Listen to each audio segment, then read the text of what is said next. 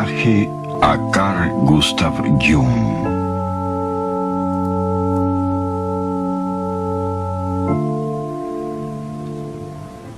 El agua, símbolo predilecto del inconsciente, es un tema central en la vida de Carl Gustav Jung.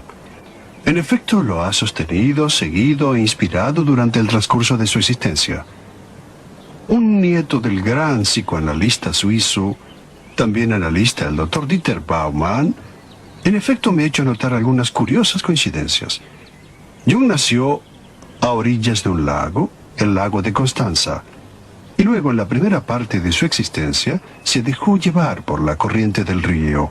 Parecía encaminado a una tranquila, demasiado tranquila, aunque prestigiosa carrera académica.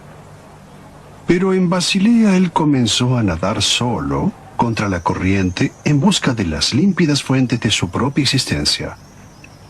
En la parte final de su propia vida, a orillas del lago de Zúrich, se siente atraído desde la profundidad de su propia alma por algunas consideraciones, algunas reflexiones fundamentales para la comprensión de la psiquis humana. Desde lo profundo del alma, de Werner Weick.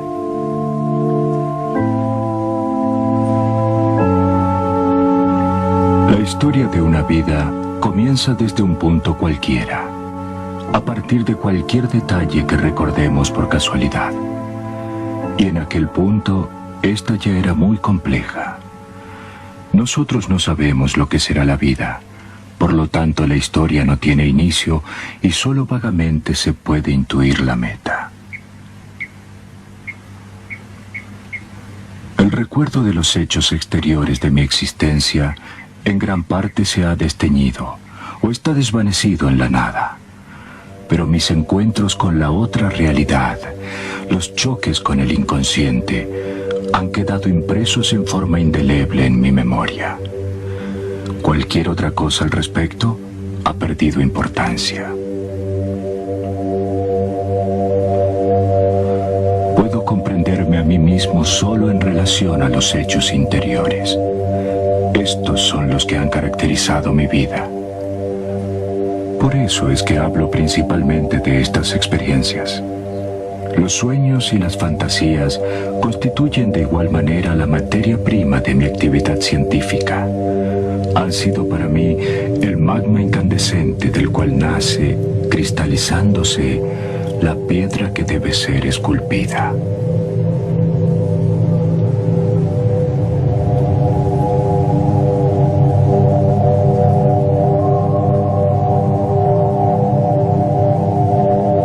Mis recuerdos se remontan al segundo o tercer año de vida. Recuerdos fragmentarios, desilvanados, sin un nexo aparente, fluctuantes en un mar de incertidumbres. Sufría de indefinibles angustias nocturnas. Percibía presencias oscuras. Se oía siempre el ruido sordo de las cascadas del Reno, alrededor de las cuales existía una zona de peligro. Muchos se ahogaban y sus cuerpos eran arrastrados por la corriente. En nuestro jardín se asomaba una roca.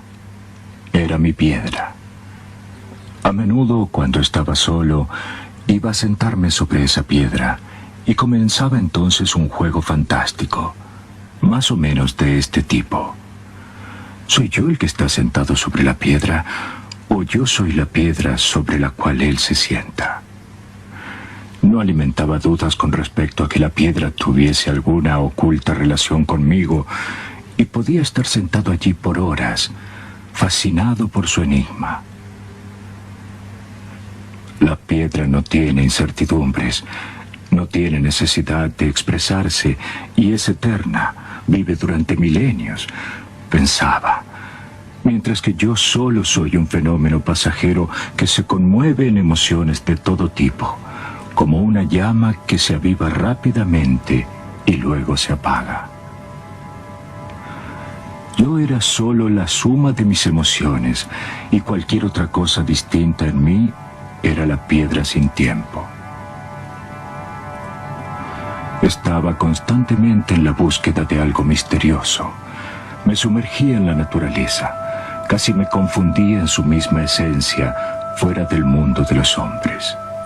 Hoy como entonces soy un solitario, porque conozco e intuyo cosas que los otros ignoran y habitualmente prefieren ignorar.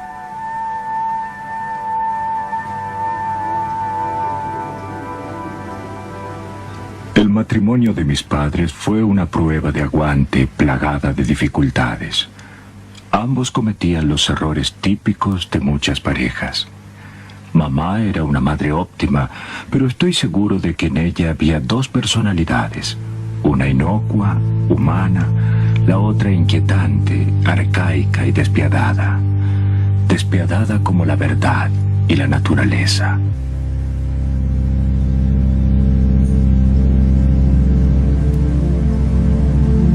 También yo poseo esta naturaleza arcaica que en mí se combina con el don, no siempre agradable, de poder ver a la gente y a las cosas como realmente son.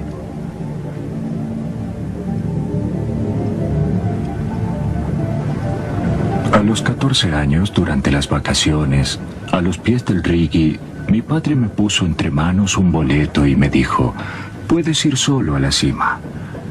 Yo estaba sin palabras por la felicidad. La locomotora comenzó a treparse hacia las alturas vertiginosas, donde abismos y paisajes siempre cambiantes se abrían a mis ojos, hasta que por fin llegué a la cima, y allí, en aquel aire insólitamente ligero, contemplé inimaginables lejanías.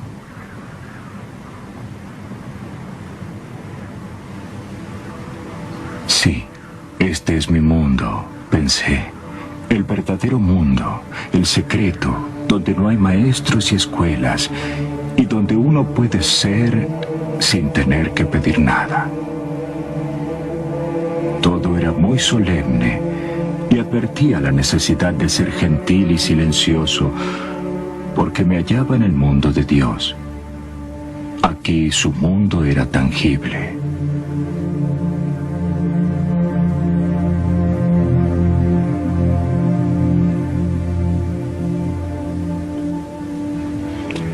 A los 20 años, cuando estudia medicina en Basilea, Jung siente ya una profunda desazón frente a los caminos recorridos. También el peso oprimente de la tradición en esta ciudad le resulta insoportable.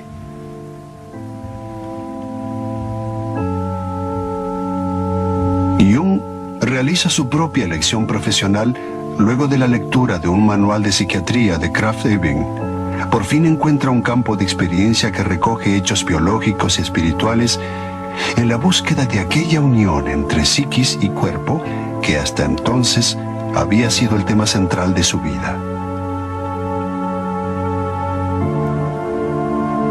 Jung comienza así a nadar contra la corriente, fiel a su propia estrella. Estudia psiquiatría, materia en aquel tiempo aún poco considerada.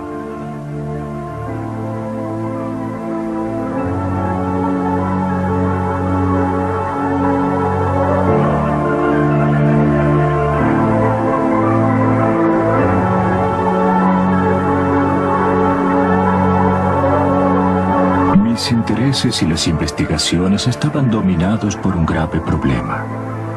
¿Qué sucede realmente con los enfermos mentales? Era una cosa que entonces no alcanzaba aún a comprender, y en la cual ninguno de mis colegas se había interesado nunca.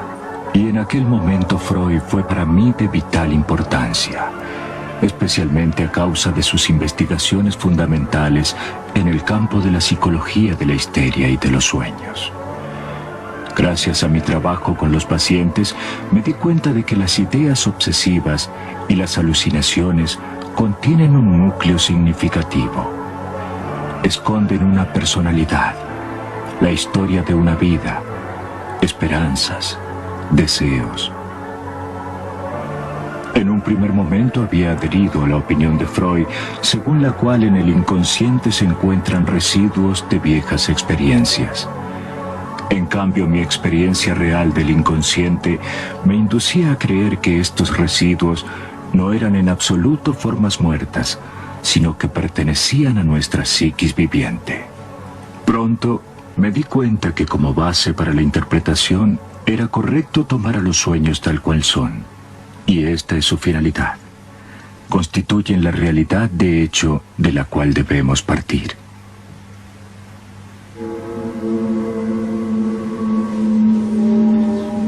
El sueño es la pequeña puerta oculta que conduce a la parte más escondida e íntima del alma, abierta sobre la originaria noche cósmica que ya era alma mucho antes de que existiera la conciencia del yo.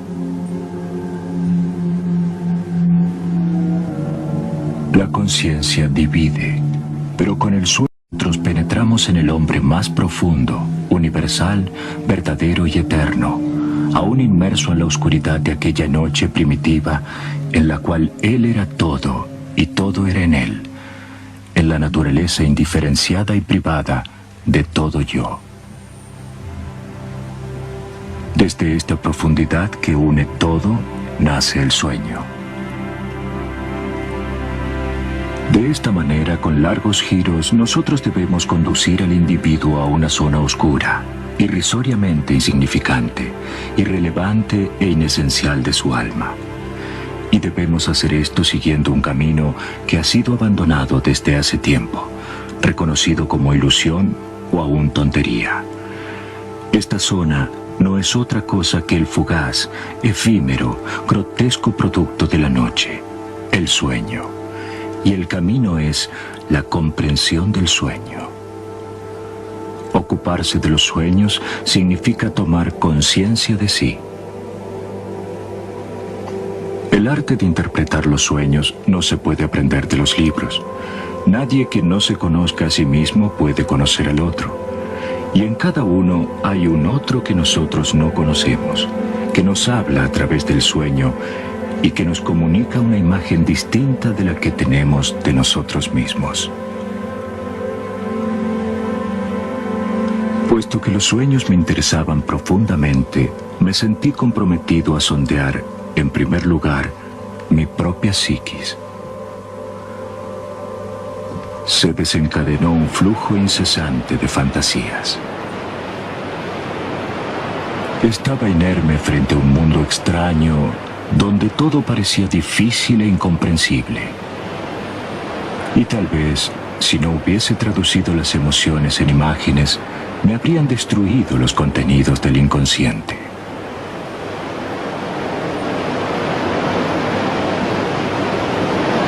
Para hacer frente a los asaltos del inconsciente, contaba con la gran ayuda de la certeza de estar obedeciendo a una voluntad superior. Y este sentimiento me dio fuerza mientras no pude dominar la situación. Escribí estas fantasías en el libro rojo, que completé con dibujos. Puse toda mi atención en tratar de comprender una por una todas las imágenes y de clasificarlas lo más racionalmente posible, y sobre todo de actuarlas en la vida. Todas mis obras, toda mi actividad creativa surgieron de estas fantasías iniciales. La responsabilidad humana es grande con respecto a las imágenes del inconsciente. Equivocarse en la interpretación o eludir la responsabilidad moral que tenemos hacia ellas significa privar a la existencia de su integridad, estar condenados a una vida penosamente fragmentaria. He trabajado en este libro durante 16 años. El observador superficial lo tomará como un absurdo, y realmente lo hubiera sido si no hubiese estado preparado para enfrentar la fuerza arrolladora de aquellas experiencias originales. Mi familia y mi profesión eran siempre una feliz realidad y una garantía de que yo era normal y real. Zo Abend, wenn ich gut nachdenke, an dem roten Buch gesessen, mit Tagen so gesessen im Gartenhäuschen und hat wahnsinnige Mühe, bis er die richtige Farbe hatte und so. Und die Arbeit nicht. Da hat man einfach gestaunt. Aber ich wäre froh gewesen, er hätte ihm ein bisschen mehr gesagt, was er eigentlich macht. Nicht?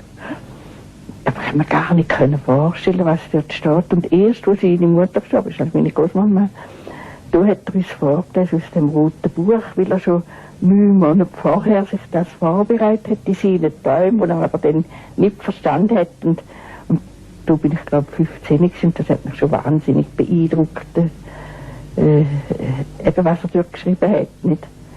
Und dass es so etwas gibt, nicht? Dass man so etwas merkt, nicht auch im Voraus. Nicht?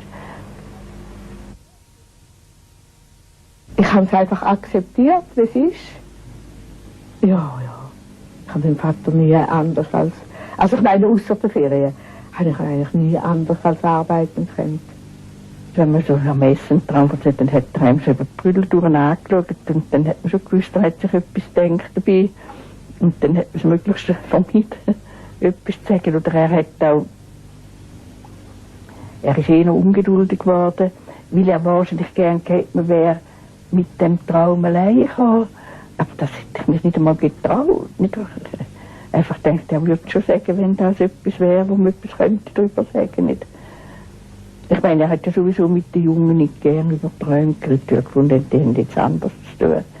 Er hat ja nicht den ganzen Tag über Psychologie reden. Ich meine, wenn er seine Leute hatte, dann hat er wahrscheinlich genug gehabt, dann hat er lieber etwas Einfaches gehabt. Er hat dann halt immer so für einen furchtbaren Kauz angeschaut. Und ich weiss, wo ich ins Gimmi kam, wie ich mich gefreut habe, auf die neuen Freundinnen. Und da sind die Mütter zusammengesessen, ob sie ihre Töchter mit mir verkehren lassen, als Tochter von so einem. Und ich bin schon Psychiater, ist doch wahnsinnig anrüchig. Und ich weiss, als ich 12 war, habe ich mal so einen Schulschatz gehabt, bin mit dem spaziert. Und dann hat ein Freund, der hat einen älteren Bruder gehabt. Und dann hat der Freund dem gesagt, was du erlaubst, dem Bruder mit der Tochter von so einem verrückten Stiefel rumzulaufen. En 1918-19 me encontraba en Château d'Aix como comandante de los internados de guerra. Allí cada mañana dibujaba un pequeño círculo, un mandala.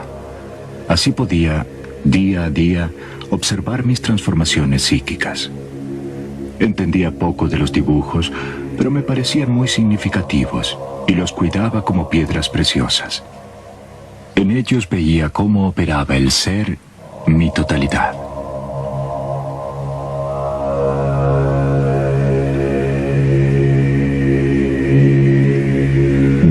Todos los caminos que había seguido, todos los pasos emprendidos conducían siempre a un solo punto, o sea, el centro.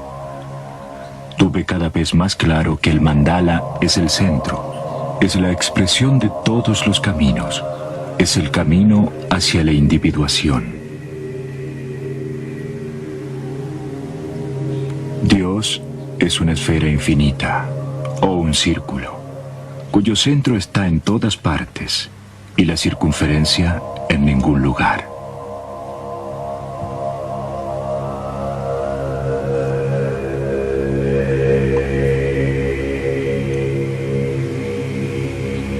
Se dedica muy poca atención a la esencia del hombre, o sea, su psiquis. A menudo he visto personas volverse neuróticas por haberse conformado con respuestas inadecuadas o equivocadas a los problemas de la vida. Buscan la posición, el matrimonio, la reputación, el suceso exterior o el dinero, pero son infelices y neuróticas, aun cuando han obtenido todo lo que buscaban. A menudo las personas de este tipo se relegan a un horizonte espiritual demasiado estrecho. Su vida no tiene suficiente contenido, no tiene significado. Si consiguen adquirir una personalidad más amplia, generalmente su neurosis desaparece. Entre los así llamados neuróticos de nuestro tiempo, hay muchos que en otras épocas no lo hubieran sido, o sea que no hubieran estado en desacuerdo con ellos mismos. Si hubiesen vivido en una época y en un ambiente en que el hombre, a través de los mitos, estaba aún en relación con el mundo ancestral y por lo tanto con la naturaleza experimentada realmente y no vista solo desde el exterior, habrían podido evitar este desacuerdo con ellos mismos. Hoy se quiere oír hablar de grandes programas políticos y económicos, o sea, justamente de aquellas cosas que han conducido a los pueblos a empantanarse en la situación actual. Y he aquí que uno comienza a hablar de sueños y de mundo interior. Todo esto es ridículo. ¿Qué se piensa obtener frente a un gigantesco programa económico, frente a los así llamados problemas de la realidad?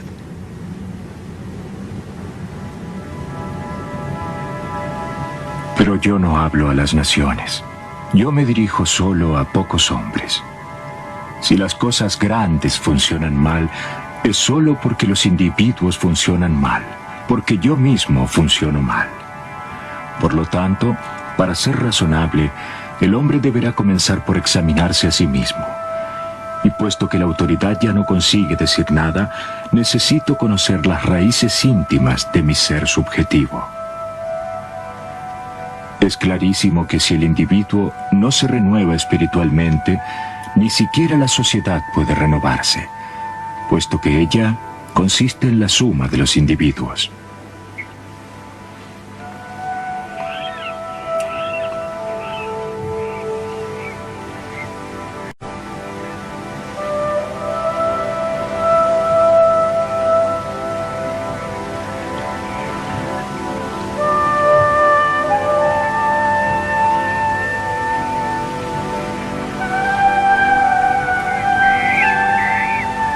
Gesegelt sind wir immer und er hat eben immer, er wäre eben nicht wie andere Leute gesegelt.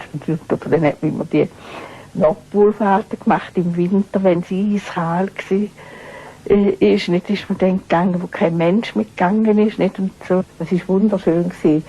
Da ist ja immer ein bisschen Morgennebel. Und dann sind wir abgefahren und der Franz, eben, der hat dann die Nebeltrompete blasen, Nebelhorn, alle 2 Minuten.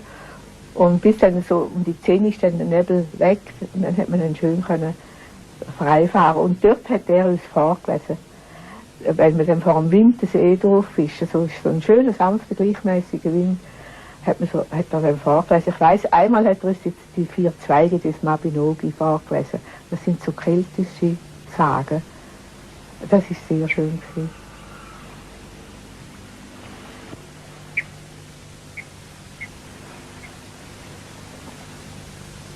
Segeln habe ich bei ihm gelernt. Das war zum Teil eine harte Schule.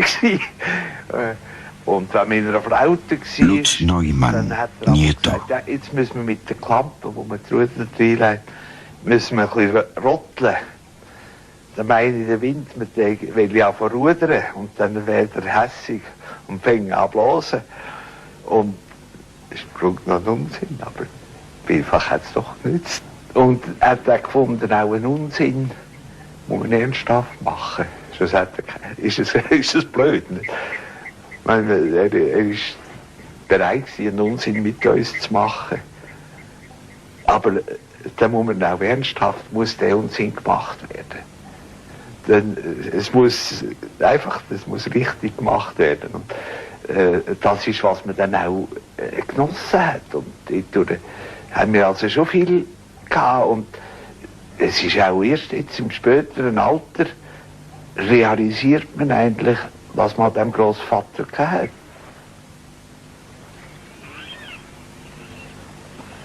Wenn man auf die Inseln ist gesegelt und da war man total naturverbunden gewesen. Man ist im Zelt geschlafen 4 Wochen und hat einfach auch bei wüstem Wetter, sind halt nur die Zelte da gewesen. Im Kochen hat man müssen schauen unter einem Sonnenschirm oder einem Regenschirm. Und dann in der Nacht, wissen Sie, so die Wasservögel, die man also gehört hat, so einzelne und so ein bisschen das Plätschern. Dann hat man also ein bisschen am Lagerfeuer, hat ja dann erzählt, oder man hat auch geschwätzt, aber er hat dann meistens eigentlich ja das Erzählen gehabt. Das sind schon wirklich verzauberte Nächte für mich.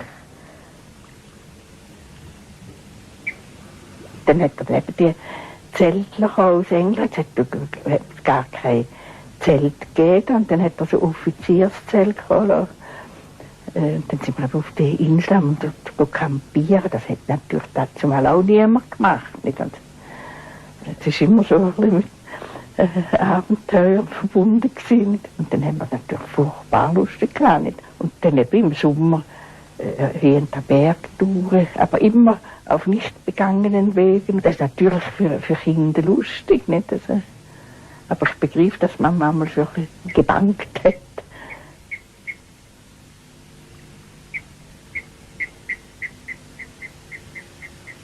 er hat stundenlang einmal gekocht. Nicht? Also einmal, da hat es so furchtbar geregnet. Und dann sind wir alle bachnass gewesen. Dann sind wir im Zelt gesessen. Und das Zelt war so feucht, dass wenn man dran kam, ist man sofort nass geworden. Und wir sind dann im Zelt und haben Spiele gemacht mit diesen Vätern. Und der Papa ist 7 Stunden gesessen und hat den Hecht gekocht und hat wahnsinnig, was er alles hat, von einem Fischer dort den Hecht gekauft und dann, was er alles zusammengesucht hat, das Rütli, wo er dran. Und dann ist er in seinem Ölmantel und Südwesterhut an dem Feuer gesessen und hat aber stundenlang gekocht. Und nachher hat er dann die Pfanne ins Zelt gebracht und haben dann den Hecht verzehrt.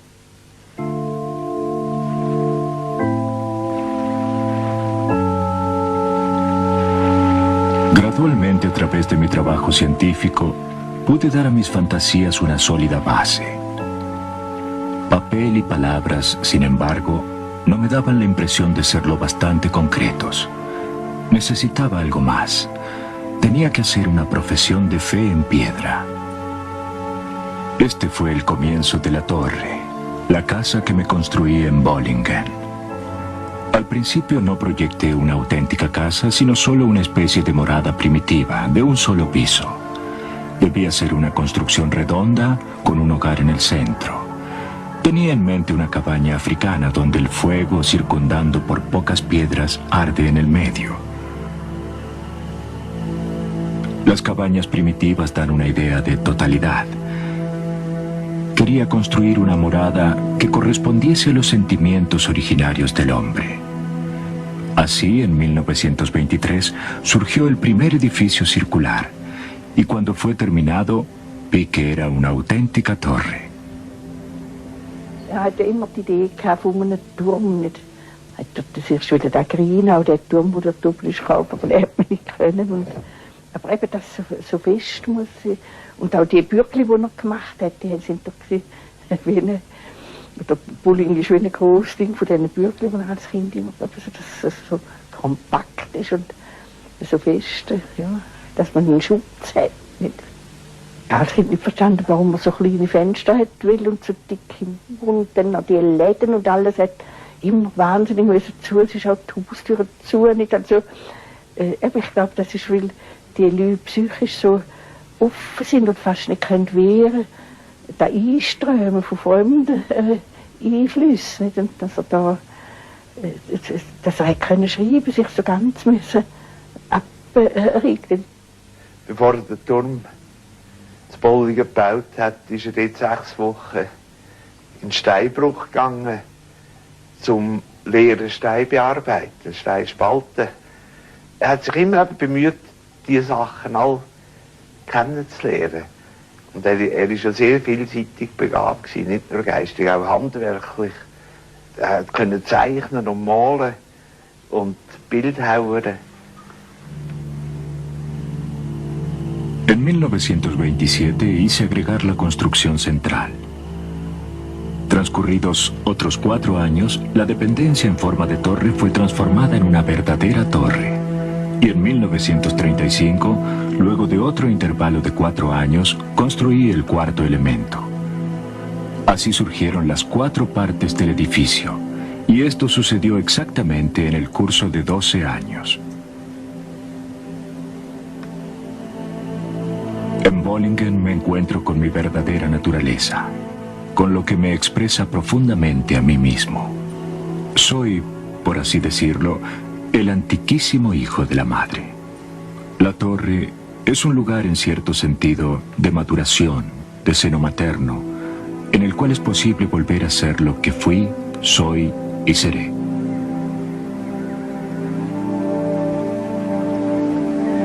A veces me siento como si me expandiera en el paisaje y en el interior de las cosas, y como si viviera en cada árbol, en el movimiento de las olas, en los animales, en las nubes que van y vienen, en las cosas. No hay aquí nada que no haya crecido y no se haya desarrollado en el curso de los decenios, nada a lo que no me sienta ligado. Todo aquí tiene su historia y la mía. Es el espacio para el infinito reino subterráneo de la psiquis.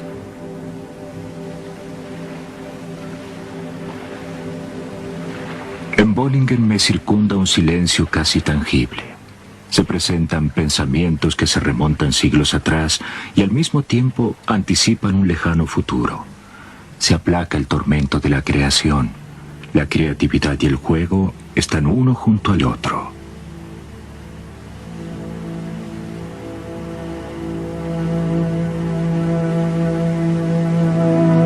He renunciado a la corriente eléctrica. Yo mismo enciendo el hogar y la estufa. Y de noche enciendo las viejas lámparas. No hay agua corriente y bombeo el agua de un pozo. Parto la leña y cocino la comida. Estos actos simples hacen simple al hombre. Y qué difícil es ser simple. Ich weiss auch gar nicht mehr recht, wer mir es erzählt hat. Aber jedenfalls ist er einmal dort draussen gesessen und ist dermaßen offenbar im Tao gsi, das heißt also im Einklang mit der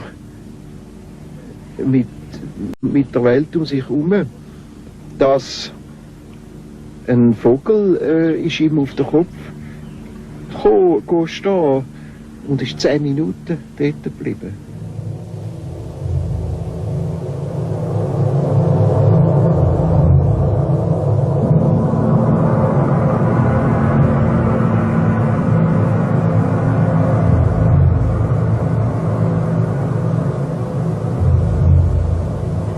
Am Anfang hat sie so gespuckt, das ist glaube ich mal allein. Ich glaube, das war ihm dann gleich ein bisschen unheimlich gewesen.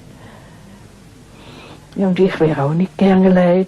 Ich habe allein im Zelt geschlafen und jede Nacht bin ich verwacht mit großer Angst und habe das Gefühl gehabt, ein Mann steckt in den Kopf in das Zelt. Und ich habe jeden Abend die Schnüre ganz fest verknotet, aber es ist immer wieder passiert. Und dann, wenn ich es erzählt habe im Morgenessen, hat mich mein Vater natürlich sehr ausgelacht.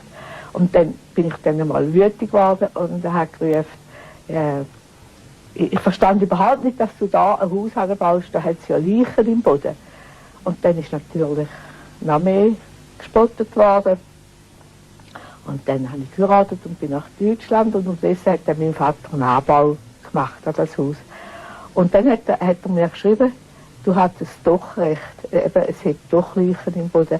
Dann haben sie eben das Skelett von dem Soldaten ist so drin, so weiter dort. Und hat eben eine Kugel im Ellenbogengelenk. Und dann hat mein Vater immer richtig Grab gemacht und hat drüber geschossen mit dem Revolver. Und hat den Stein gemeißelt, dem unbekannten Soldaten. Und also ich habe seither nie mehr Angst gehabt dort. Nie mehr.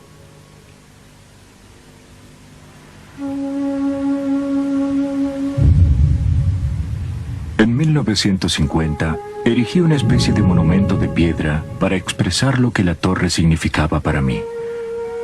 Sobre el lado que asomaba al lago, dejé que fuese la misma piedra la que hablara en una inscripción latina. Soy huérfano, solo, pero me encuentran en todas partes. Soy uno, pero tengo frente a mí a mi opuesto.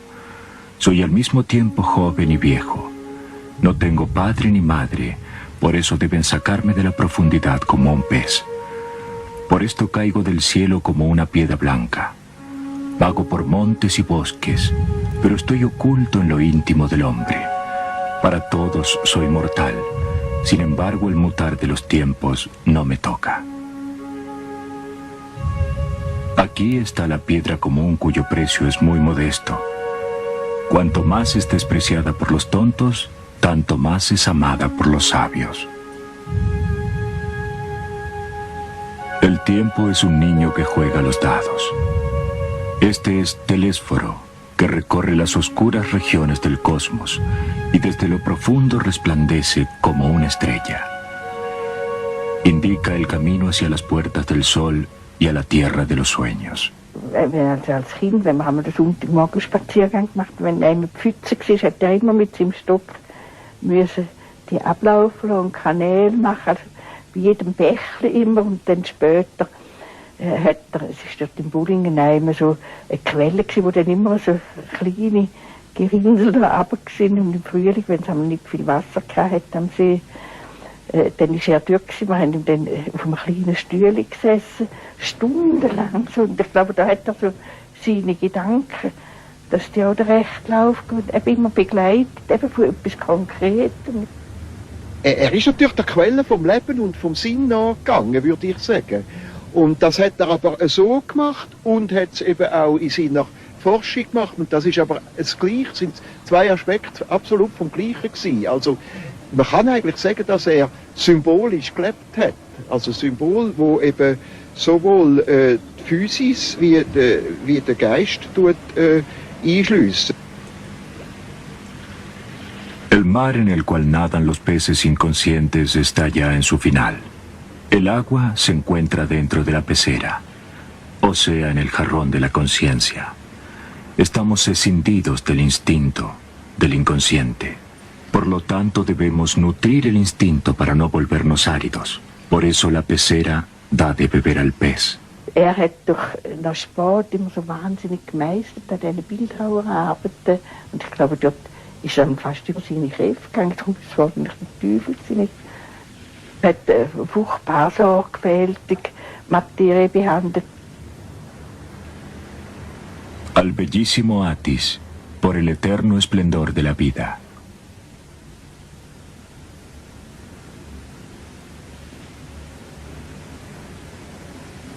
Die Intellektuellen hat den schon aufgeregt, wenn sie so Fragen stellen, eben wenn sie so wahnsinnig so.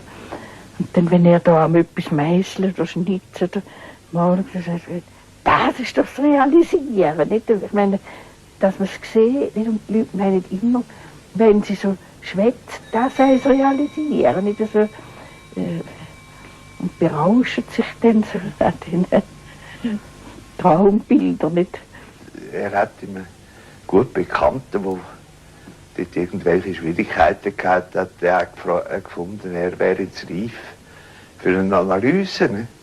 Und dann hat er zu dem gesagt, plötzlich Zeug, isst du ein Servala.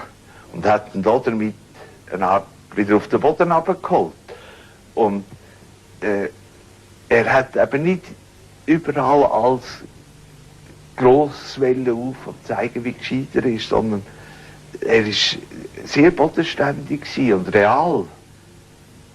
Und hat darum auch können, mit dem einfachen Mann, mit den Handwerkern auf dem Bau, hat er sich bestens unterhalten. Nicht? Und die haben ihn verstanden und er hat sie verstanden.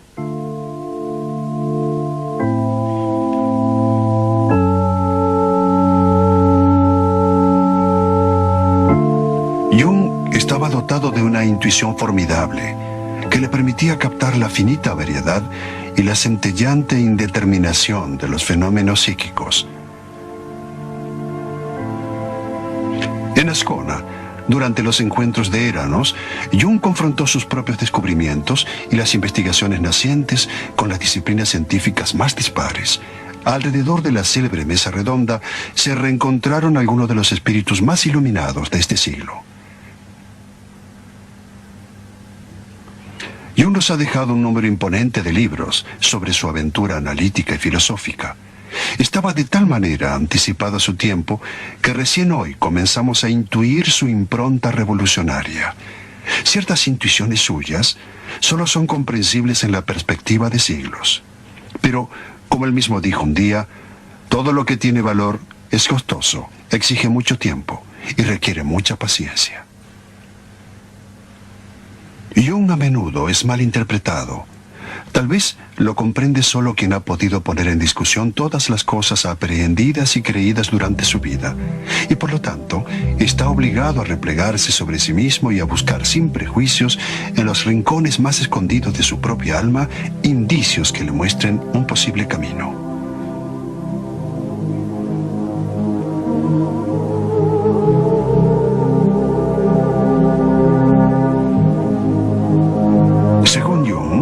Cada hombre y cada mujer llevan dentro de sí una parte del otro sexo, tanto biológica como psicológicamente.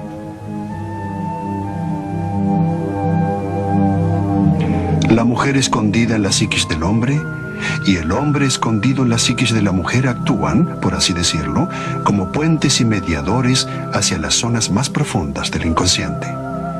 en el transcurso de la vida, asumen una función de guía hacia la exploración de sí mismos.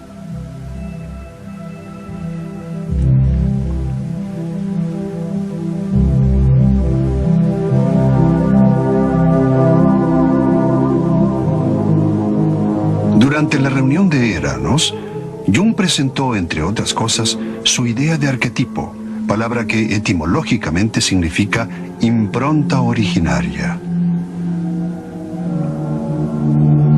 Jung había observado que en los mitos, en las leyendas y en las fábulas de cada cultura, independientemente del lugar de procedencia, retoman con frecuencia temas e imágenes dominantes. Estas mismas imágenes, Jung las encontró con sorprendente precisión en los sueños, en las alucinaciones y en las fantasías de sus pacientes, y dedujo que ellas representaban las piedras constitutivas de nuestra psiquis originaria.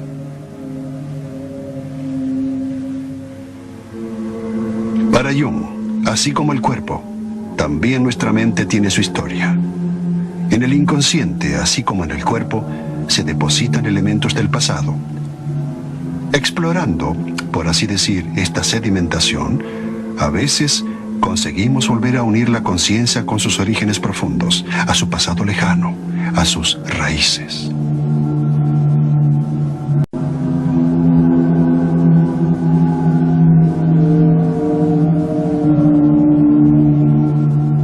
Entre los intereses fundamentales de Jung estuvo seguramente el estudio de la alquimia. Los alquimistas, a través de un laborioso y fatigoso proceso, trataban de transformar el plomo en oro. Buscaban la piedra filosofal o la medicina universal. Los más profundos y menos ingenuos se dieron cuenta de que este largo proceso de transformación de la materia en realidad involucraba e implicaba profundas transformaciones psíquicas y espirituales.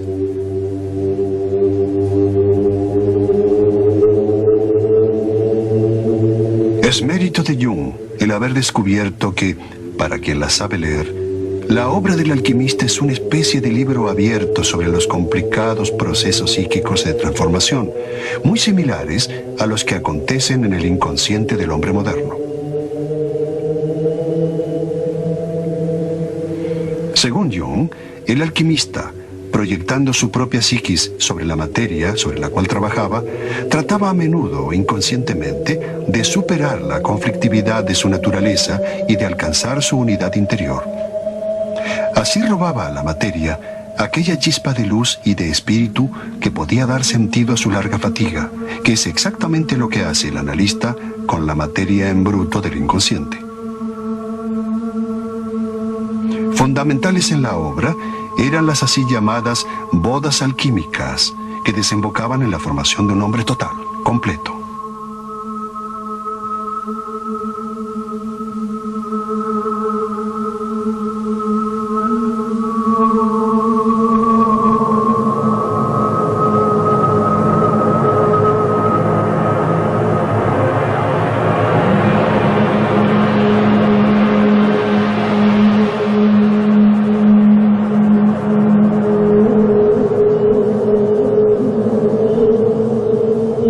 De 1944 me fracturé una pierna y a esta desventura le siguió un infarto cardíaco. En estado de inconsciencia tuve delirios y visiones. Me parecía estar suspendido en lo alto, en el espacio, y debajo de mí, lejos, veía el globo terrestre envuelto en una espléndida luz azulina y distinguía los continentes y el azul oscuro del mar. En muchos puntos el globo parecía coloreado o manchado de verde oscuro, como plata oxidada.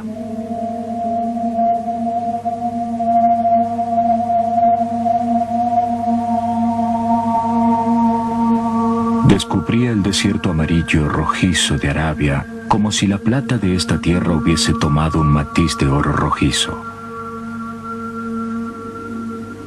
Luego seguía el Mar Rojo.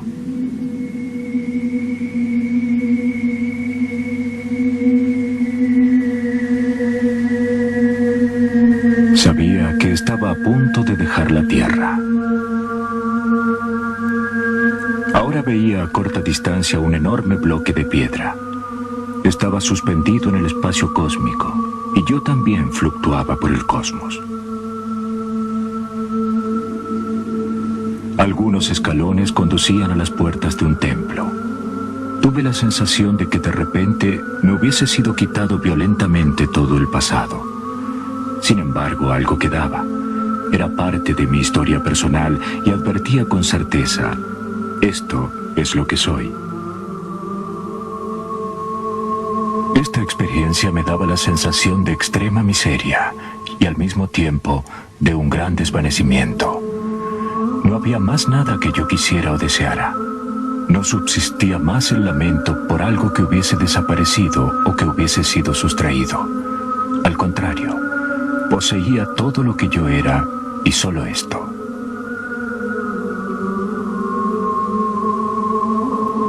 Ahora tenía la certeza de entrar en una sala iluminada y de encontrar allí a todas aquellas personas a las cuales en realidad pertenezco.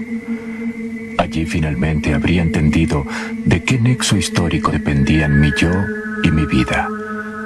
Y habría conocido todo lo que había sido antes de mí, el porqué de mi llegada al mundo y hacia qué cosa debía continuar fluyendo la vida.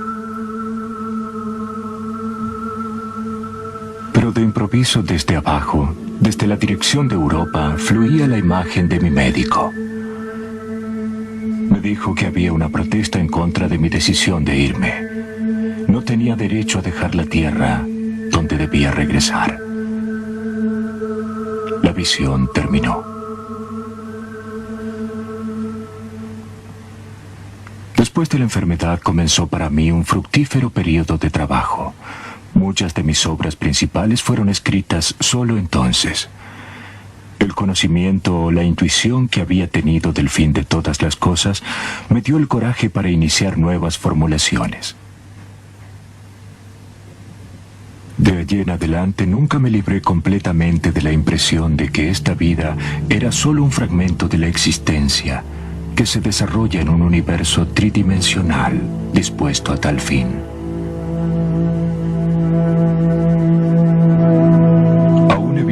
Palabra eterno, puedo describir mi experiencia como beatitud de la condición no temporal, en la cual presente, pasado y futuro son una sola cosa.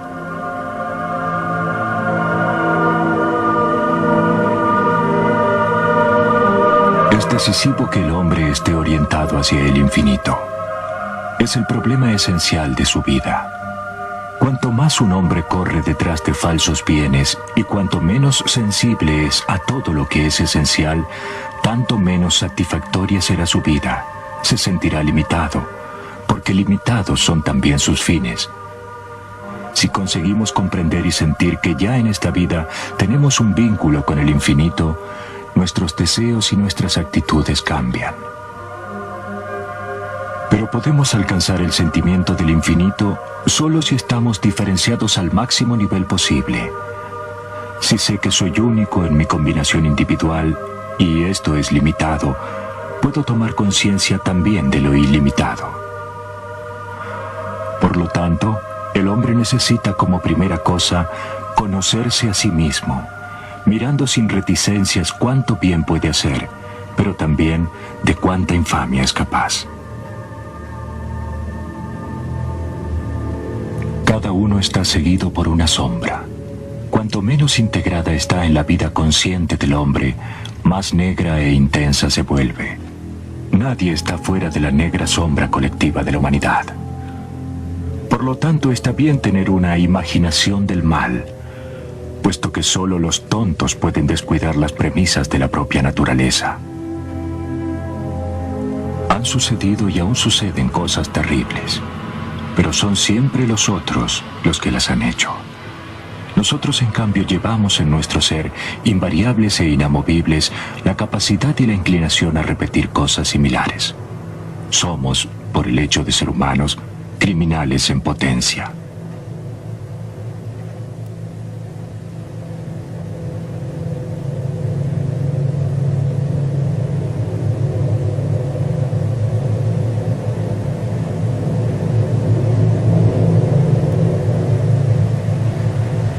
Tanto en mi experiencia de médico como en mi vida, me encontré repetidamente frente al misterio del amor, y nunca fui capaz de explicar lo que esto era. Aquí se encuentran lo máximo y lo mínimo, lo más remoto y lo más cercano, lo más alto y lo más bajo, y no se puede hablar nunca de uno sin considerar también al otro. El amor sufre cada cosa y soporta cada cosa. Estas palabras dicen todo lo que hay para decir. No hay nada para agregar, porque nosotros somos, en el sentimiento más profundo, las víctimas o los medios y los instrumentos del amor cósmico. Siendo una parte, el hombre no puede entender el todo.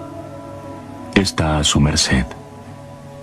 El amor nunca está excluido, ya sea que hable con el lenguaje de los ángeles, como que trace la vida de la célula con exactitud científica, remontándose hasta su último fundamento. Si posee un granito de sabiduría, el hombre depondrá las armas y llamará a lo ignoto con lo más ignoto, o sea, con el nombre de Dios. Será una confesión de imperfección, de dependencia, de sumisión, pero al mismo tiempo un testimonio de su libertad de elección entre la verdad y el error. Sobre el frente de su casa de Küsnacht, Carl Gustav ha hecho grabar una inscripción en latín. El primer hombre viene de la tierra y es terrenal. El segundo hombre viene del cielo y es espiritual. Aunque tú lo llames o no, Dios estará presente. Jung murió el 6 de junio de 1961, en medio de las grandes imágenes que llenaban su alma. Había erigido un monumento al demonio creativo que lo había empujado durante toda su vida a perseguir sus propias visiones y a regalar al mundo algunas geniales intuiciones psicológicas, tal vez aún no comprendidas y aceptadas del todo. Lo llamó Atma Victu, soplo de vida.